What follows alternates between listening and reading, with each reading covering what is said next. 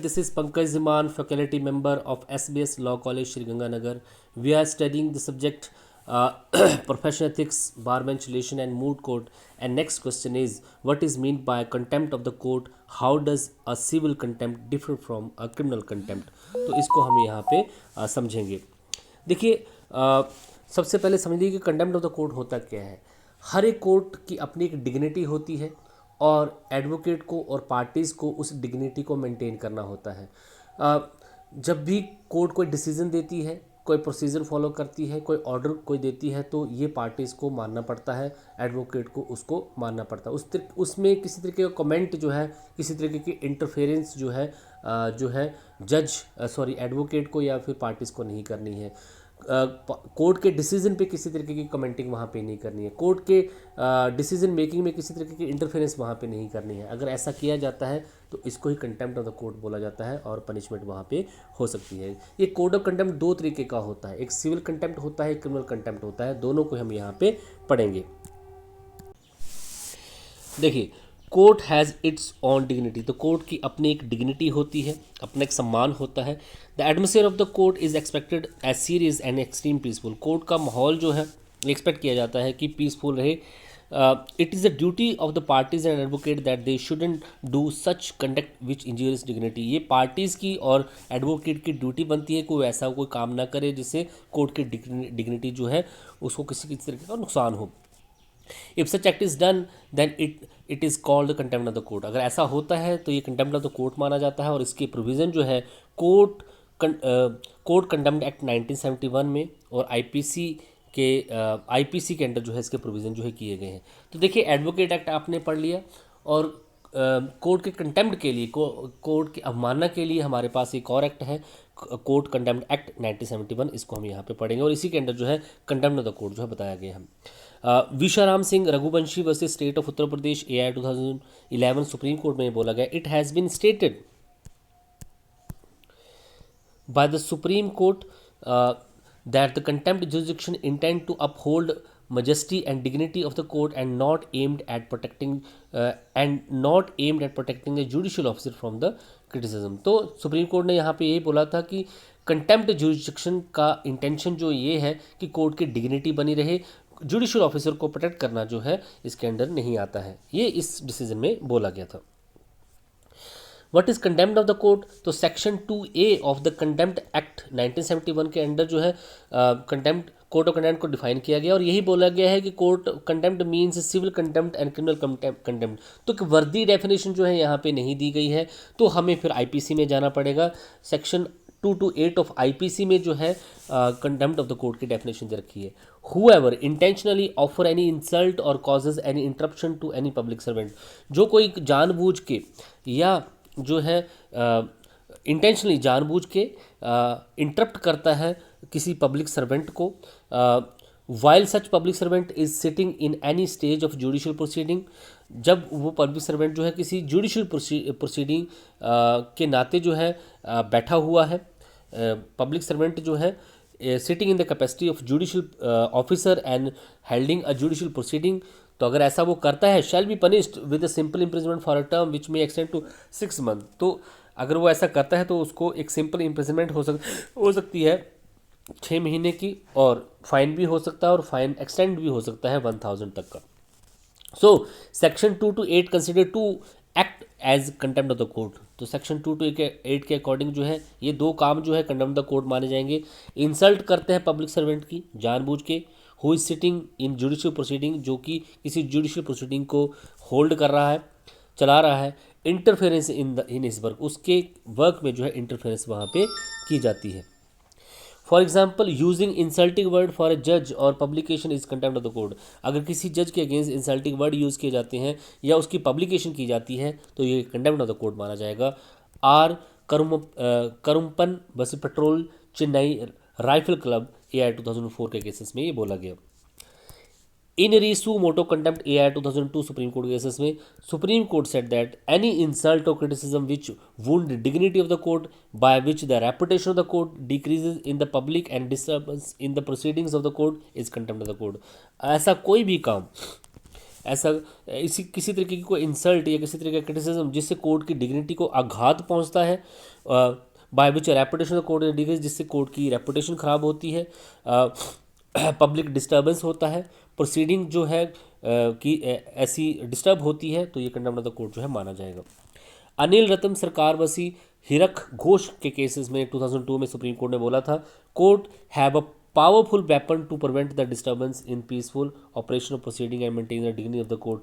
Court के पास एक पावरफुल वेपन है, कोर्ट के अंदर जो भी डिस्टर्बेंस क्रिएट होती है या पीसफुल माहौल को ख़राब किया जाता है, तो कंटेम्प्ट ऑफ द कोर्ट उसके पास एक पावरफुल वेपन है, उसके अंगे किसी भी को भी जहाँ पे सजा दी जा सकती है। Uttargrih Nirman society versus new Okhla industries, supreme court considered presenting false affidavit contempt of the court. इस केस में बोला गया कि अगर कोर्ट में फॉल्स एफिडेविट जो है प्रेजेंट किया जाता है, तो ये भी कंटेम्प्ट ऑफ द कोर्ट जो है माना जाएगा। Following act have also been considered as contempt of the court. इसके अलावा ये एक्ट भी कंटेम्प्ट ऑफ द कोर्ट माने गए हैं, जैसे to make false are not intentionally for obtaining order of the court. False statement यहाँ पे या फॉल फैक्ट जो है कोर्ट के सामने रखना जानबूझ के, ताकि कोई और कोर्ट से कोई ऑर्डर जो है अपने फेवर में लिए जा सके। To hide the fact from the court और making false statement in order to deceive the court. किसी तरीके के हाइड फैक्ट जो है हाइड करना, ताकि और या किसी तरीके की फॉल्स स्टेटमेंट कोर्ट में देना ताकि कोर्ट को धोखा दिया जा सके। False verification of the fact in the court, गलत तरीके की वेरिफिकेशन जो है कोर्ट में कराना, ये सारे जो हैं कंटेम्प्ट ऑफ द कोर्ट जो है माने गए हैं डिफरेंट डिफरेंट केसेस में। अब कंटेम्प्ट ऑफ द कोर्ट जो होता है ये दो तरीके का होता है, civil contempt and criminal contempt. तो सिविल कंटेम्प्ट क्या होता है, इसकी डेफिनेशन जो contempt of the court act 1971 section 2B में दे रखी है। Civil contempt means disobeying any decree, decision, writ, willingly or breach or understanding done in the court. The two fact become clear from this definition। तो देखिए इस definition से हमें ये क्लियर होता है कि सिविल कंटेम्प्ट का मतलब यहाँ पे यही है कि जब आप कोर्ट के किसी डिसीजन को, डिक्री को, ऑर्डर को, रिट को जानबूझ के क्या करते हैं, डिसओबे करते हैं, नहीं मानते हैं, तो इसको हम क्या मानेंगे, सिविल कंटेम्प्ट जहाँ पे मानेंगे। तो दो फैक्ट यहाँ पे निकल के आते हैं सामने, disobedience of any decision, decree, writ, order of the court, willingly, जानबूझ के कोर्ट के किसी डिसीजन, डिक्री, ऑर्डर को, रिट को जो है डिसओबीडियंस करना, उसको नहीं मानना। Breaching of understanding done in the court willingly, जानबूझ के कोर्ट में जो एक अंडरस्टैंडिंग होती है उसको ब्रीच करना। इलस्ट्रेशन आपके पास है, severing of electricity of someone disobeying the order of the court of the contempt, ये थोड़ा सा यहाँ पे गलत लिखा, इसको रहने देना। Breach of promise given to the court and misleading it was considered civil contempt of the court by the supreme court. Court में अगर कोई प्रॉमिस किया गया है, किसी तरीके का कोई डॉक्यूमेंट पेश करने की बात जो है की गई है और उसको जो है बाद में उसको ब्रीच किया जाता है उस प्रॉमिस को, तो ये कंटेम्प्ट ऑफ द कोर्ट जो है माना जाएगा। मारुति उद्योग लिमिटेड वर्सेस महेंद्रा सी मेहता AI 2008 सुप्रीम कोर्ट ने ये जजमेंट यहाँ पे दी थी। उसके बाद रामनरंग वर्सेस रमेश नारंग के केसेस में it has been held by the supreme court that the breach of undertaking given to the court intentionally is civil contempt of the court. अगर किसी तरीके की कोई ब्रीच ऑफ अंडरस्टैंडिंग कोर्ट में होती है जानबूझ के, तो ये कंटेम्प्ट ऑफ द कोर्ट माना जाएगा। In this matter the contempt was sentence for 2 month simple imprisonment, और जहाँ पे इस केस में 2 महीने की सजा और 2000 का फाइन यहाँ पे लगाया गया। Hence, it is to be mentioned that only one compliance of the order of the court is not the contempt of the court। अगर लेकिन यहाँ पे ये बोला कि अगर एक बार जो है किसी ऑर्डर को वहाँ पे कॉम्प्लायंस उसका नहीं किया जाता, उसको नहीं माना जाता, तो कंटेम्प्ट ऑफ द कोर्ट नहीं माना जाएगा। कई बार बार जो है ऑर्डर सेंड करने पड़ते हैं, फिर जो है ऑर्डर को जो है वहाँ पे फुलफिलमेंट जो है करवाई जाती है। अनिल रतन सरकार वर्सी हरिक घोष के केसेस में ये बोला गया। तो सिविल कंटेम्प्ट आपको क्लियर हो गया होगा।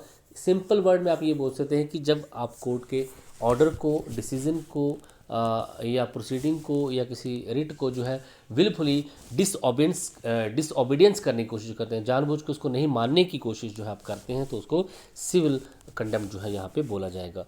क्रिमिनल कंटेम्प्ट क्या है? According to section 2C of the contempt of the criminal contempt of the court act 1971, criminal contempt means the publication, किसी भी तरीके का publication by word, spoken, written और साइन, टॉट में पढ़ा होगा आपने, बाय म्यूचुअल विजुअल रिप्रेजेंटेशन और अदरवाइज ऑफ एनी मैटर और the doing of any other act whatsoever which, किसी तरीके की पब्लिकेशन करना, बाय वर्ड भी हो सकती है, बाय स्पोकन और रिटन वर्ड्स, और किसी तरीके का और कोई एक्ट करना जिससे स्कैंडलाइज और लोअर और tend to lower the authority of the court, court को जो है बदनाम करने की कोशिश करना, उसकी जो है जो डिग्निटी है उसको लो डाउन करने की कोशिश करना, प्रिजुडाइज पक्षपात करने की कोशिश करना, और इंटरफेरेंस और tend to interference with the due course of any judicial proceeding, तो जानबूझ के पक्षपात करने की कोशिश करना या फिर कोर्ट की प्रोसीडिंग को वहाँ पे रोकने की कोशिश वहाँ पे करना, इंटरफेरेंस और tend to interference with the obstruct और tend to obstruct the administration of justice, या फिर एडमिनिस्ट्रेशन ऑफ जस्टिस को इंटरफेयर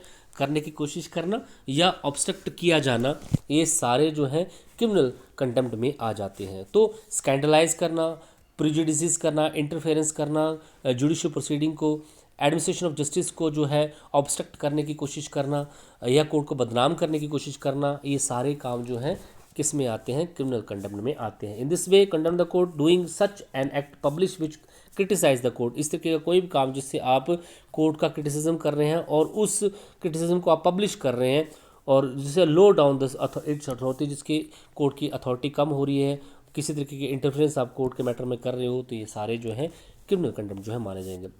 प्रेम सुराना बसी additional Munsif and judicial magistrate AIR 2002 supreme court का केस है।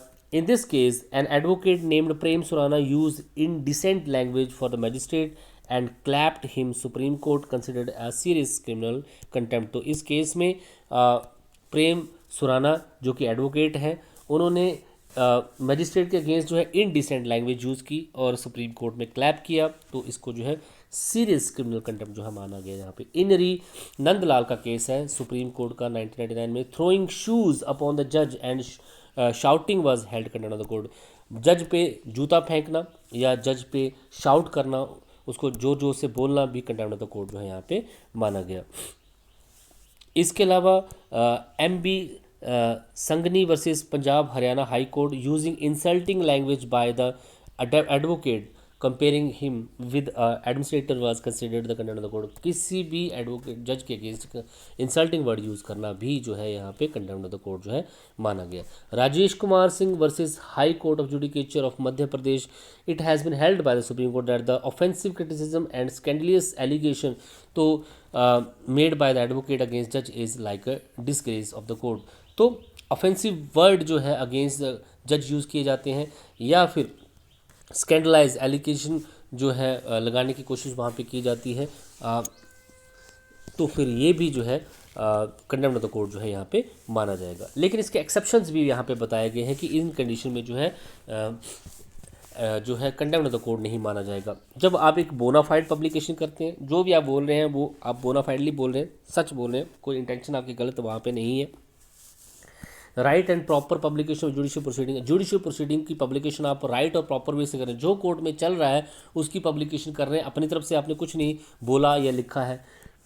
Comment upon the judicial act bonafidely, आपने judicial act जो भी किए हैं उन पे कमेंट तो किए हैं लेकिन वो बोनाफाइडली हैं, जो कोर्ट ने किया है वही बोला है। बोनाफाइड कंप्लेंट अगेंस्ट द जज ऑफ द सबऑर्डिनेट कोर्ट, या फिर एक बोनाफाइड कंप्लेंट की है जज के अगेंस्ट एक सबऑर्डिनेट कोर्ट में, तो फिर ये जो कंडेम्प्ट ऑफ द कोर्ट जो है नहीं माना जाएगा। Padmasini alias Padma Priya versus CR Srinivasas के केसेस में supreme court decided that the bona fide criticism of judiciary is not contempt of the court. अगर आप बोनाफाइड क्रिटिसिज्म करते हैं, आपने जो क्रिटिसिज्म किया है वो सही है, वो बिल्कुल सही है, आप इंटेंशनली जो है कोर्ट को स्कैंडलाइज या प्रिजुडिस या ऑब्स्ट्रक्ट करने की कोशिश नहीं की है उसकी प्रोसीडिंग को, तो वो क्रिटिसिज्म जो है एक बोनाफाइड क्रिटिसिज्म माना जाएगा और ये कंटेम्प्ट ऑफ द कोर्ट जो है नहीं माना जाएगा। इसके अलावा state of Orissa versus MS Jaggi के केसेस में the application to transfer the case in the court of other जज was not held contempt of the court. अगर आप किसी जज से जो है केस को हेयरिंग नहीं करवाना चाहते हैं, आप अपना केस ट्रांसफ़र कराना चाहते हैं, तो ये जज नहीं बोल सकता कि that is the contempt of the court. अब आपके पास यहाँ पे क्वेश्चन आता है, contempt of the own court by the जज और मजिस्ट्रेट, क्या जज भी या मजिस्ट्रेट भी कंटेम्प्ट ऑफ द कोर्ट कर सकता है? It is important question that can contempt of the court is done by the magistrate जज ऑफ हिज ओन कोर्ट, तो अपने ही कोर्ट में क्या वो भी कंटेम्प्ट ऑफ द कोर्ट कर सकता है? Section 16 of the contempt of the court act 1971 provides about it, according to जज मजिस्ट्रेट और any other person doing justice is liable to contempt of the court same as other person is liable and all provision of the act applies upon him. तो जहाँ पे बिल्कुल clear कर दिया है कि कोई भी जज या कोई भी मैजिस्ट्रेट और any other person doing justice, और कोई भी पर्सन जो कि जस्टिस वहाँ पे कर रहा है, लाइबल है कंटेम्प्ट ऑफ द कोर्ट के लिए, सेम उसी तरीके से जैसे अदर पर्सन जो है इस एक्ट के अंडर जो है लाइबल है। But here it is mentioned that in case of appeal or review, any statement of observation or expression on the decision of the order of the magistrate or judge will not be contempt of the court। तो किसी तरीके का review, appeal या फिर कोई statement या observation या expression जो है on the decision of magistrate दी जाती है, तो ये कंटेम्प्ट ऑफ द कोर्ट जो है नहीं है। Thus it is clear that the contempt of the court can be done by the जज और magistrate of his on court. तो यहाँ पे क्लियर है कि कंटेम्प्ट ऑफ द कोर्ट जो है जज और मैजिस्ट्रेट अपनी ही कोर्ट में कर सकते हैं। For example, telling an advocate as a gambler mischievous element by the magistrate in the court can comes in the ambit of the contempt of the court. अगर कोई जज जो है किसी एडवोकेट को गैम्बलर बोलता है, जुआरी बोलता है या उसको शरारती बोलता है, तो ये कंटेम्प्ट ऑफ द कोर्ट के एम्बिट में आ जाता है। अब आपके पास यहाँ पे क्वेश्चन है, jurisdiction of the trial, the following arrangement are made about the jurisdiction of the trial in the case of contempt of the court. Contempt of the court के केसेस में ट्रायल जो है कैसे किया जाएगा, किसके पास इसका जुरिडिक्शन है। तो under article 129 and 215 of the constitution भी जो है ये ट्रायल चल सकता है। Under section 228 of the IPC भी ट्रायल चल सकता है। Under section 10 of the contempt of the court act 1971 के अंडर भी जो है ट्रायल जो है चलाया जा सकता है, जहाँ पे मामले जो है कंटेम्प्ट ऑफ द कोर्ट से रिलेटेड है। Under Section 2 of the Indian Penal Code, powers have been delegated to the public servant sitting in the judicial proceeding to punish an alleged for his on contempt. Section 228 originally read as under. तो ये तो आपने पढ़ ही लिया है क्या बोलता है यहाँ पे। तो सेक्शन 228 के अंडर जो है आईपीसी में उस पब्लिक सर्वेंट को ये पावर देता है जो जुडिशियल प्रोसीडिंग कर रहा था और वहाँ पे किसी पे आरोप है कि उसने कंटेम्प्ट ऑफ द कोर्ट जो है किया गया है। इसकी लैंग्वेज जो आप पहले जो है यहाँ पे पढ़ रहे हैं, इंटेंशनली जो है जानबूझ के किसी को इंसल्ट करने की कोशिश करता है उस पब्लिक सर्वेंट को, जो कि पब्लिक सर्वेंट की कैपेसिटी से जुडिशियल प्रोसीडिंग वहाँ पे कर रहा है, तो उस कंडीशन में उसको 1 महीने की 6 महीने की सज़ा और 1000 तक का जुर्माना वो वहाँ पे कर सकता है। If such contempt is committed in the view of the presence of the court, then the court by taking cognizance of the offence at the some time may sentence the offender to the fine not exceeding 200 rupees. अगर ये contempt जो है court की presence में होता है, court के सामने होता है, तो कोर्ट इसका संज्ञान लेगी और उस ऑफेंडर को जो है 200 रुपये तक का फाइन वहाँ पे किया जा सकता है। पनिशमेंट क्या है यहाँ पे बताया हुआ है, the punishment for the contempt has been provided in the section 12 of the contempt of the court act 1971। तो contempt of the court act 1971 के सेक्शन 12 के अंडर भी पनिशमेंट बता रखी है और आईपीसी के सेक्शन 228 के अंडर भी जो है पनिशमेंट जो है बता रखी है, जैसे आपने पहले देखा। This arrangement of the punishment is mandatory for the high court but not for the supreme court. तो ये हाई कोर्ट को मैंडेट दे रखा है कि वो इसमें पनिशमेंट दे सकता है। In a case the offender of contempt was sentence for imprisonment 1 year and the fine up to 50,000। तो ऐसे केसेस में जो है 1 साल की सज़ा और 50,000 तक का जुर्माना जो है section 12 of contempt of the court act 1971 के अंडर जो है दी जा सकती है। Now it will be well established that there will be only be imprisonment and fine for the punishment of contempt and not any other kind of punishment। तो यहाँ पे अब क्लियर है supreme court bar association versus union of India में कि contempt के cases में जो है यहाँ पे इम्प्रिजनमेंट भी हो सकती है और फाइन भी हो सकता है, इसके अलावा और कोई पनिशमेंट वहाँ पे नहीं होगी। तो ये है आपके पास contempt of the court. Contempt of the court क्या होता है, सिविल कंटेम्प्ट क्या है, क्रिमिनल कंटेम्प्ट क्या है और इसका जो है प्रोसीडिंग कैसे की जाती है और क्या क्या पनिशमेंट वहाँ पे दी जा सकती हैं, ये आपने पढ़ा। Thank you so much.